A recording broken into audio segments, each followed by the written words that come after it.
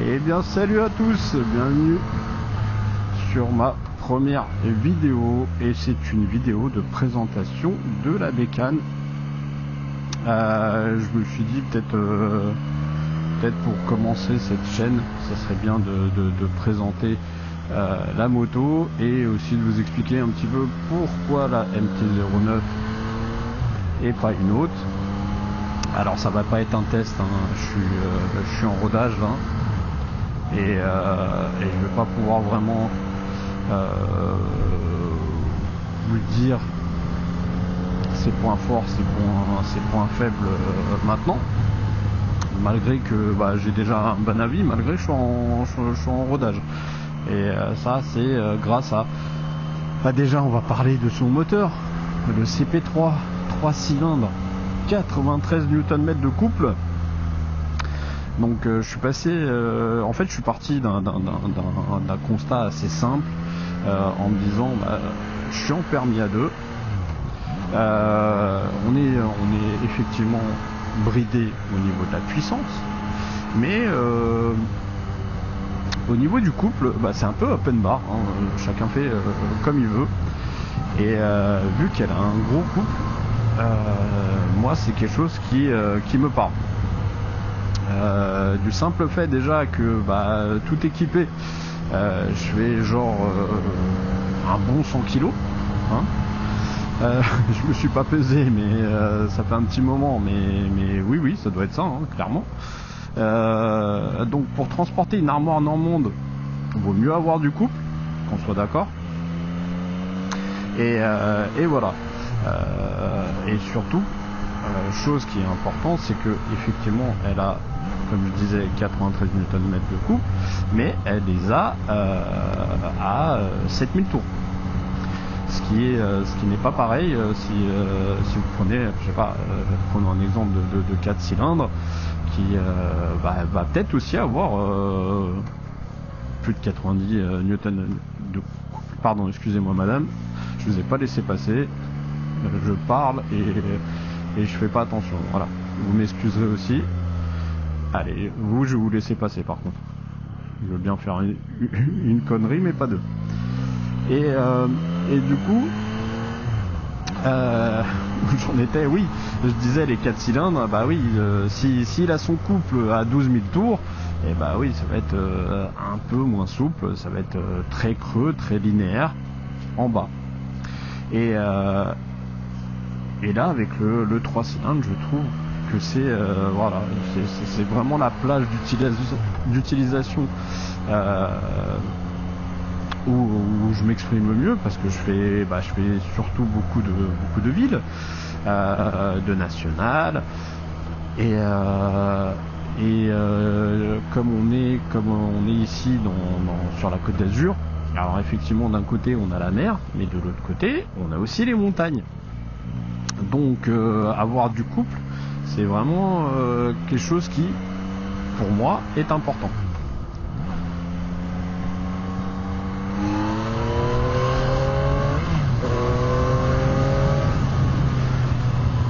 Et pour doubler, vous voyez que c'est assez simple.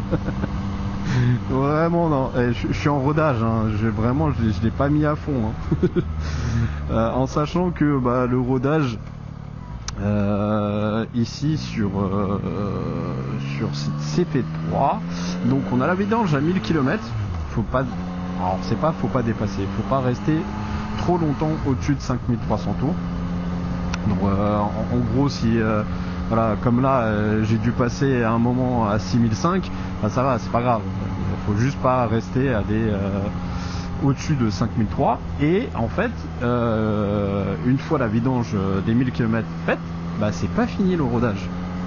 Beaucoup de gens se trompent, ne lisent pas de manuel, mais en fait les rodages, ça ne s'arrête pas à la vidange des 1000. Par exemple, c'est là, donc je vous disais 1000 km c'est que 5300 tours, et 1600 km, faut pas rester à plus de 6300. Donc voilà, et si vous regardez une Panigale V4, Elle, c'est, je crois, alors si je dis pas de bêtises, hein, vous me reprendrez en commentaire si je me trompe. C'est jusqu'à 1000 km, il faut pas dépasser 6000 tours, et jusqu'à 2500 km, vous avez bien entendu, c'est 2500 km, c'est 7000 tours. Alors effectivement, ça doit être très très très très chiant, le rodage sur un moteur Ducati V4. Mais bon, après ça se fait, hein. Mais en tout cas ici, sincèrement, je ne sens pas que je suis en rodage. Vraiment, je la roule relativement normalement. Et c'est ça que j'aime bien aussi. Sinon, après, oui, il y a le côté esthétique. Côté esthétique, je vous montrerai là, je vais trouver un petit coin, on est tranquille. Et je vais vous montrer ce que j'aime niveau esthétique. Et après, elle est bardée aussi de technologie. Elle a une centrale inertielle 6 axes, donc on a toutes les aides possibles, je pense. Ce qui est quelque chose qui me déplaît pas. Je suis pas pilote GP. Je n'ai pas besoin de prouver des choses à des gens, surtout que je connais pas. Donc voilà, moi je roule pour mon plaisir et c'est tout. Et c'est très bien comme ça. Petite chose, petit point sur moi que je dois vous en parler. Ce n'est pas mon premier gros cube. Et là vous allez me dire, mais attends, tu es en A2? Et oui, donc ce n'est pas non plus mon premier permis. Voilà, je pense que la réponse est assez claire. J'ai fait une bêtise. J'étais vraiment plus jeune. Très con d'ailleurs. J'en suis pas fier, mais voilà. Je suis obligé d'en parler. Mais je vais en parler plus en détail dans une autre vidéo où, je vais essayer de faire. Alors, je vais pas faire de la prévention, hein, parce que je veux pas non plus que les gens pensent que je leur fais la morale. C'est pas ça le but, mais juste vous parler de mon expérience, de mon permis et tout ça. Je pense que ça pourrait intéresser certaines personnes, et je regarde mon rétro, je ne regarde pas devant moi. Donc voilà, j'ai cette petite information, je pense qui peut être importante pour aussi moi me présenter un petit peu. Je n'ai clairement plus 20 ans, ni plus 30 ans d'ailleurs. Mais voilà, j'ai une petite expérience quand même en moto avant ce permis A2 actuel. Bref, je pense avoir fait le tour un petit peu de ce que j'avais à dire comme ça au niveau présentation. Je ne veux pas faire une vidéo trop longue. Vous m'excuserez aussi si la diction est pas super fluide. J'apprends à conduire et à parler en même temps, c'est vraiment pas évident. Donc voilà, j'espère que ça vous plaira. On va passer à la présentation de la moto et de ses modifications, et je vous laisserai là-dessus. En tout cas, merci de m'avoir écouté jusqu'ici, et puis on se retrouve pour la présentation de la moto. Allez, ciao.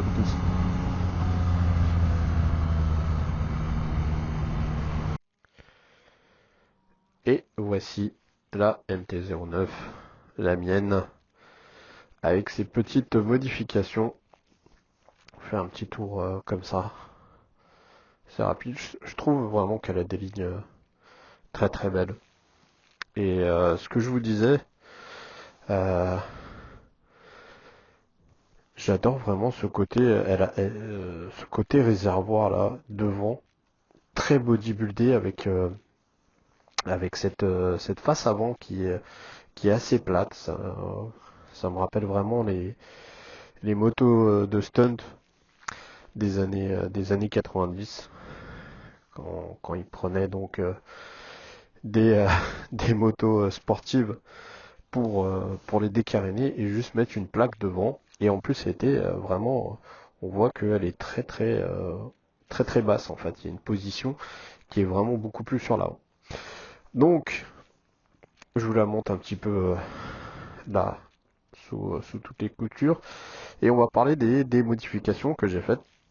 Alors déjà, il y a eu les petits, comment ça s'appelle, stickers de jantes. Alors, c'est plutôt sympa, comme ça, esthétiquement, moi j'aime bien.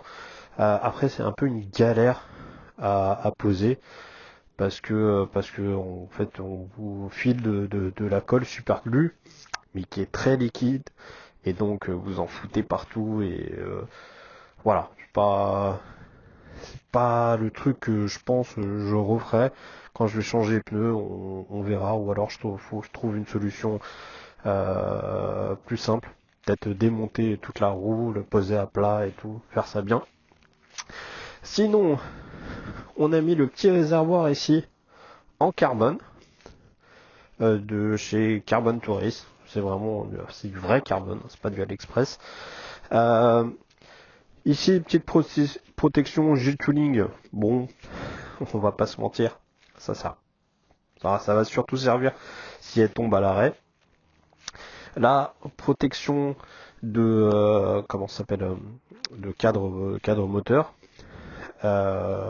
qui vient de chez TST Industries. Ça vient des États-Unis, donc il y a un petit peu des frais de douane, mais bon, j'aimais bien parce que j'aimais bien ce modèle parce que voilà, ça s'intégrait bien à la moto, c'était pas très visible, je veux dire très très exorbitant, donc j'aimais beaucoup.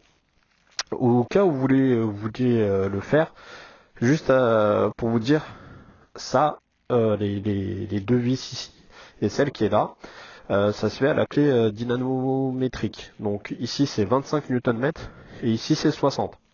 Voilà, vous le saurez. Là pour le coup, c'est une petite protection. Il y a le câble de l'embrayage qui n'est pas protégé de base. Et ça c'est une petite pièce AliExpress. Pour le coup, voilà, ça c'est vraiment bon petit accessoire. Sinon, on a les repose-pieds Gilles Tooling. Voilà, rien d'extraordinaire. Et là, cette pièce que j'adore, je trouve ça magnifique, en carbone, aussi Carbon to Race. Vraiment, elle est vraiment d'une qualité exceptionnelle. La plaque courte. Et on a mis aussi le lèche-roue, comme ça, en carbone. Très très beau. Ici, la petite protection aussi, bon bah qui est plus esthétique qu'autre chose, sincèrement. Je pense que en cas de vraie chute, bon, il n'y a pas grand chose qui protège. La protection ici de chaîne, là, qui est une belle pièce pour le coup. Le petit, ah oui, les rétros, Gilles Tooling, qui est vraiment sympa. On a les leviers de frein aussi Gilles Tooling. Alors, ils sont très beaux, taillés dans la main, c'est tout. Pour le frein, j'ai pas de problème. Pour l'embrayage, faut le savoir. Alors, comment je vais vous expliquer ça? En fait, le levier d'origine, en fait, il s'arrête là. Alors que là, vous voyez, il est beaucoup plus grand, celui de Gilles Tooling. Même s'il est réglable, là c'est réglé à fond, bah en fait il est giga loin. Il est super loin le point de patinage.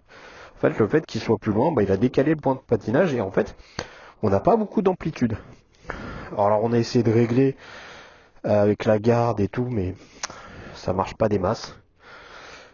Je pense que je vais les changer, je vais voir, même si j'y arrive, hein. Mais dans les montées, des fois où il faut vraiment être un petit peu précis et tout ça, c'est plus compliqué. Sinon, j'ai fait teinter ce feu. Alors là il fait très black, mais en fait c'est un teintage à 50%, c'est pas un teintage de fou. Et je trouve que en fait comme il y a le plastique ici, et en fait ça s'intègre mieux. On le voit vraiment moins. Et c'est vraiment un petit tuning qui coûte pas très cher et qui fait tout son effet.